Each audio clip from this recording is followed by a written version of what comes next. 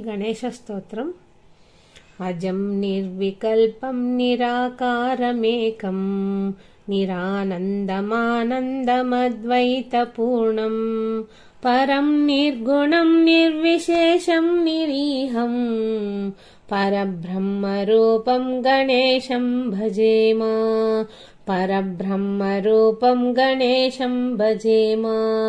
गुणातीतमानं चिदानन्दरूपं चिदाभासकं सर्वगं ज्ञानगम्यं मुनिध्येयमाकाशरूपं परेशं परब्रह्मरूपं गणेशं भजेम। परब्रह्मरूपं गणेशं भजेम। जगत्कारणं कारणज्ञानरूपं सुरादिं सुखादिं गुणेशं गणेशं जगद्व्यापिनं विश्ववन्द्यं सुरेशं परब्रह्मरूपं गणेशं भजेम। परब्रह्मरूपं गणेशं भजेम।